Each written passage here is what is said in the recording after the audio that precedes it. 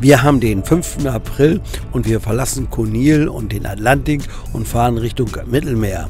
Unser nächstes Ziel ist Torox und dort wollen wir zum Stellplatz Melucar. Herzlich willkommen zu diesem Video.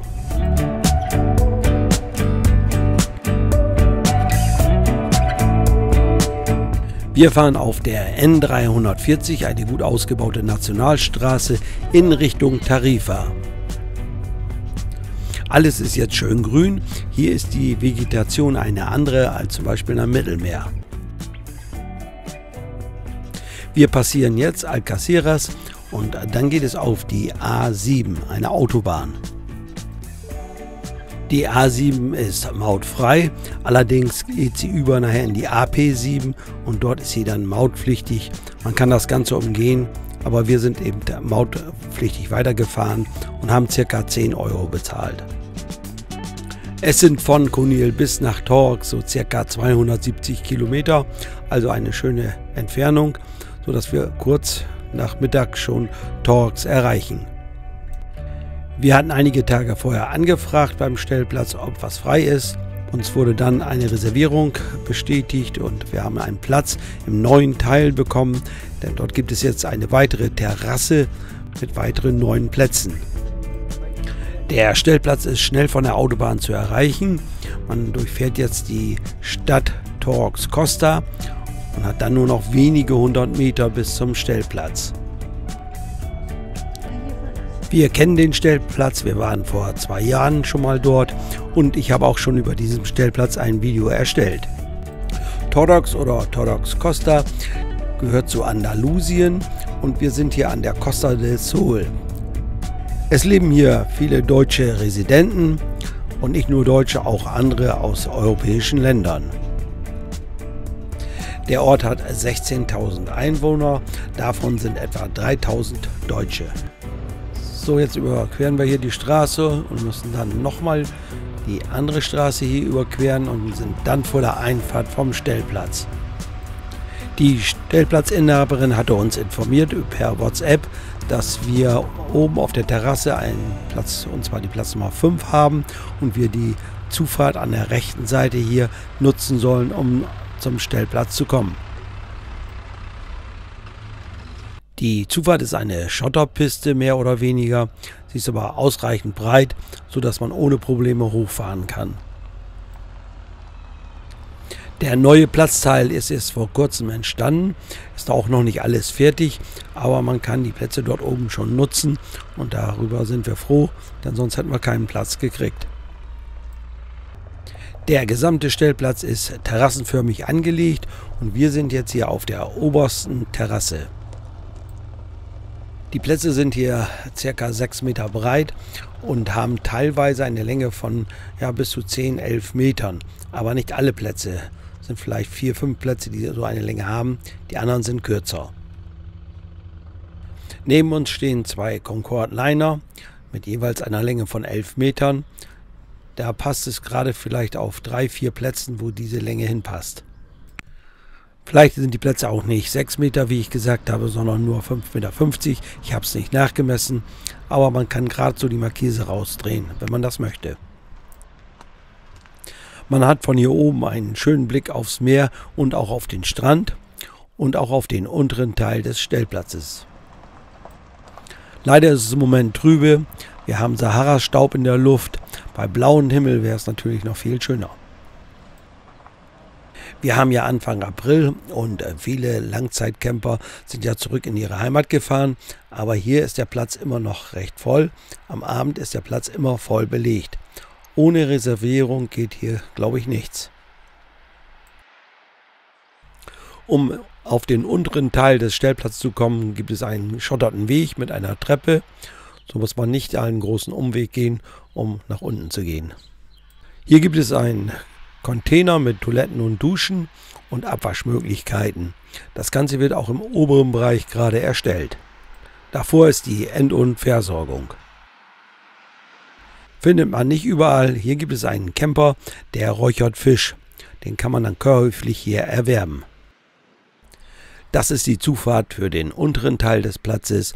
Direkt daneben, neben der Zufahrt, ist die Rezeption. Dieses Holzhaus hier, dort befindet sich die Rezeption. Wenn die Rezeption nicht besetzt ist, dann befindet sich draußen eine Tafel, dort stehen die Platznummern drauf für alle, die neu ankommen, damit sie wissen, wo sie hin müssen. Wenn man über die Straße rübergeht, dann ist man gleich am Strand und dort befinden sich auch gleich Restaurants. Hier werden zum Beispiel über Holzkohle kleine Fische gegrillt. Wenn die Sonne nicht scheint, dann wirkt das Ganze nicht so schön, aber es ist nicht kalt, wir können also am Strand spazieren gehen und machen so eine kleine Strandwanderung hier. Rita sammelt dabei schöne runde Steine, die will sie später bemalen, wird sie wohl mit nach Hause nehmen. Wir werden also Gewichtsprobleme kriegen wahrscheinlich mit den vielen Steinen, die sie mitnehmen will. Was man alles aus den Steinen machen kann, das sieht man hier beim Nachbarn auf dem Tisch.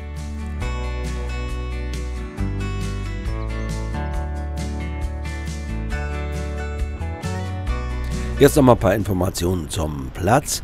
Und zwar hat jede Parzelle hier oben einen Frischwasseranschluss und es gibt auch einen Abwasseranschluss. Strom gibt es natürlich auch, geht nach Verbrauch. Die Kilowattstunde kostet 50 Cent. Die Preise für die Parzellen sind unterschiedlich. Wir zahlen für diese große XL-Parzelle 16 Euro. Dann gibt es Plätze, die kosten 15 und Plätze, die kosten 14 Euro. Auch eine große Entsorgung gibt es hier oben. Sie ist zwar noch nicht alles ganz fertig, aber man kann schon alles nutzen. Des Weiteren wird auch noch hier oben ein Sanitärgebäude gebaut.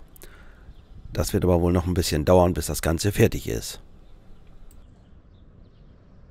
Die Stadt Torx Costa ist mit dem Fahrrad in wenigen Minuten zu erreichen.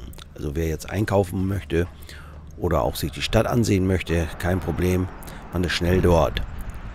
Wir sehen hier nochmal auf der rechten Seite einen anderen Stellplatz. Es gibt ja insgesamt 3 oder 4 Stellplätze in Torx Costa. Dieser Discounter, der ist circa 1 Kilometer, vielleicht etwas mehr vom Stellplatz entfernt.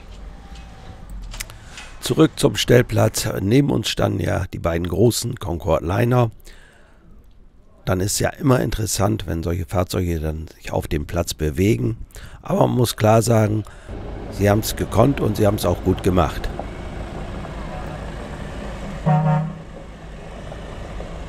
Noch einige Informationen zur Fahrzeuggröße. 11 Meter hatte ich schon gesagt, sind sie lang, 2,50 Meter breit, knapp 4 Meter hoch und haben ein Gewicht von 18 Tonnen. Man sieht, auch für diese Fahrzeuggrößen passt die Zufahrt.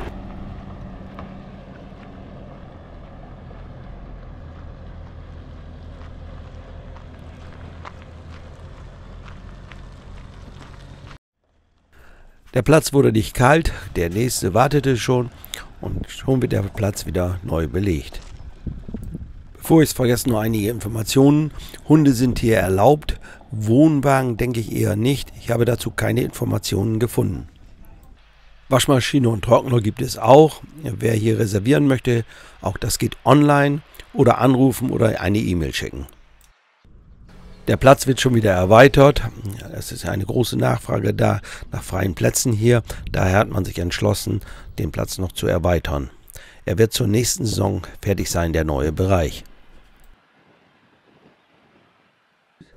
Am Abreisetag hatten wir dann einen blauen Himmel. Wir haben 3 Übernachtungen hier gemacht. Für uns war alles okay. Waren mal wieder gerne hier auf diesem Platz. Wir haben ja in unserem neuen Wohnmobil ein Birdview-Videosystem oder 360-Grad-Kameras, sodass wir ich als Fahrer einen guten Überblick über die gesamte Geschichte habe beim Rangieren. Allerdings haben wir es noch weiter beibehalten, dass Rita nach draußen geht und schaut, ob alles genau passt. Wichtiger Punkt ist auch, dass man Fahrer- und Beifahrerfenster öffnet, damit man hört, was die Person, die einweist, einem zuruft oder sagt. Wir sind ja schon auf unserer Rückreise aus Spanien, aber wir werden immer noch mal wieder Station machen, das heißt 2-3 Tage noch mal übernachten. Erst wenn wir dann durch Frankreich fahren, werden wir jeden Tag ca. 300 bis 400 Kilometer zurücklegen. Alle Informationen zu diesem Platz findet ihr auch unter dem Video im Text. Auch gibt es dort einen Link zur Internetseite. Und natürlich das Ganze findet man auch auf meiner Stellplatzkarte. Ich sage mal wieder Dankeschön fürs Zuschauen und bye bye, bis zum nächsten Mal.